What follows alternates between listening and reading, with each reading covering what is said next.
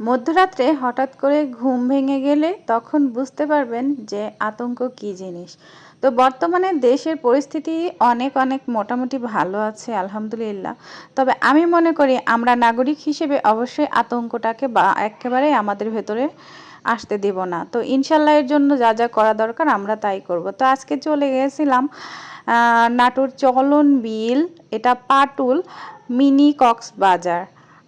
আপনারা হয়তো হাসতে পারেন যে আপু মিনি কক্সবাজারে নিয়ে আসছে পানি কোথায়। আসলে এই সময়টা হলো ধান ওঠানোর সময়, এই সময় কোনো পানি থাকে না, একটু একটু খালের মতো হয়ে আছে। এখনো জোয়ারের সেই পানিটা ছাড়ে নাই, যদি জোয়ার আসে তখন সে পানিটা ছেড়ে দিলে এই যে আমরা এখন যে রাস্তা দিয়ে মোটরসাইকেলে যাচ্ছি তখন আমাদের মাথার উপর দিয়ে পানি থাকবে। তো সেই সময়টায় নৌকা ছাড়া এই পাশে আসার আর কোনো উপায় থাকবে না, তখন সেটা হয়ে যাবে মিনি কক্সবাজার।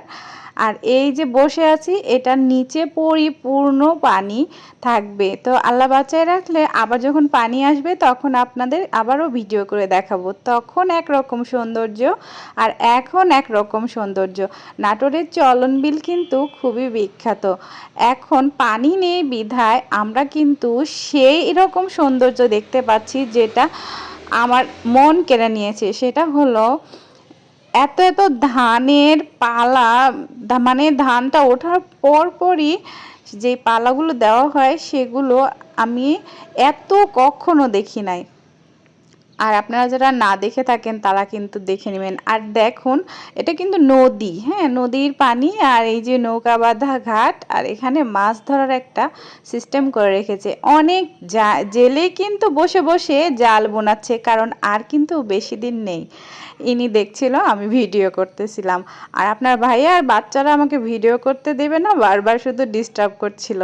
তো এই দেখেন হাগরা, এটা চেনেন? হাগরা না খাগড়া কোনটা বলেন? আমরা তো খাগড়া হাগরা দুইটাই বলি। এটা দিয়ে আমরা ক্লিপ বানিয়ে কত যে খেলেছি। তো এটার দেখা পেয়ে গেলাম, রাস্তার দুধারে অনেক গাছ ছিল।